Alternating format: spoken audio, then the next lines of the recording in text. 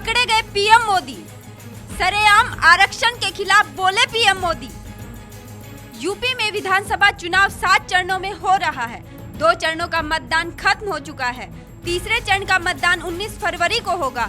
लेकिन सवाल है कि किसकी होगी यूपी। साथ ही बड़ा सवाल ये भी है कि इस चुनाव में बीजेपी किस पायदान पर है। सभी पार्टियां जीत के लिए लगातार रैलियां कर रही हैं। पीएम मोदी भी यूपी में चुनावी रैलियों में पार्टी के लिए वोट मांग रहे हैं। 5 फरवरी को पीएम मोदी ने अलीगढ़ में चुनावी रैली की। रैली में पीएम मोदी ने आरक्षण विरोधी भाषण दिया। आरक्षण के खिलाफ पीएम मोदी ने उगला जहर। सुनिए आरक्षण के खिलाफ क्या कहा पीएम मोदी ने। आप मुझे बताइए, नौकरी पाने के लिए किसी विशेष जाति में जन्म लेना जरूरी है क्या? किसी विशेष जाति में जन्मे नहीं तो नौकरी नहीं मिलेगा, ये क्या हिंदुस्तान का संविधान कहता है क्या? आप मुझे बताइए, आप लोगों को नौकरी में अन्याय हुआ है कि नहीं हुआ है? जाति के आधार पर अन्याय हुआ है कि नहीं हुआ है?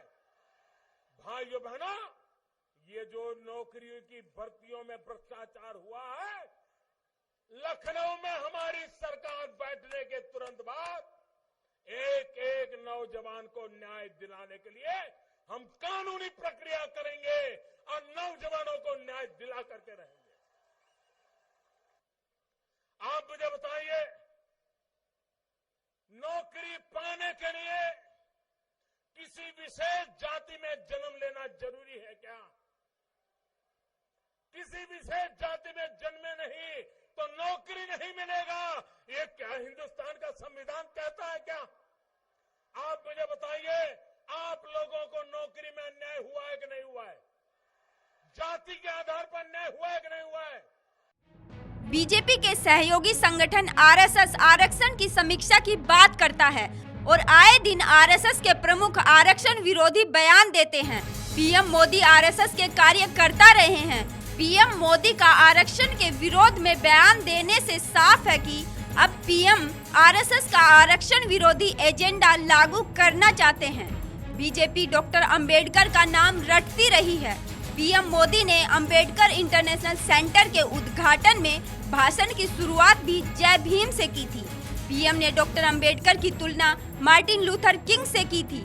पीएम मोदी ने अपने कई भाषणों में कहा है कि आरक्षण की नीति में कोई बदलाव नहीं होगा, आरक्षण को कोई खत्म नहीं कर सकता। लेकिन अलीगढ़ रैली में अब पीएम मोदी ने आरक्षण के खिलाफ भाषण दिया है।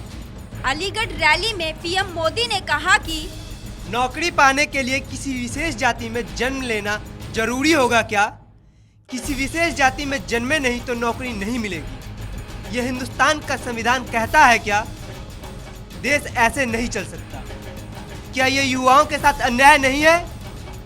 बीजेपी को पूर्ण बहुमत दो, हम युवाओं को न्याय देंगे। यूपी में 5 चरणों का चुनाव अभी बाकी है। 11 मार्च को विधानसभा चुनाव के नतीजे आने हैं। पहले भी आरएसएस ने आरक्षण विरोधी बयान देकर बिहार में बीजेपी की लुटिया डुबा दी थी। अब पीएम मोदी खुद आरक्षण के खिलाफ जहर उगल रहे हैं। कहीं यूपी में भी पीएम मोदी का आरक्षण विरोधी भाषण बीजेपी की नैया न डुबा दे। बहरहाल अब वोटों का कितना हिस्सा बीजेपी को मिलता है, इसके लिए 11 मार्च का इंतजार करना होगा। Bureau report, national Dastak.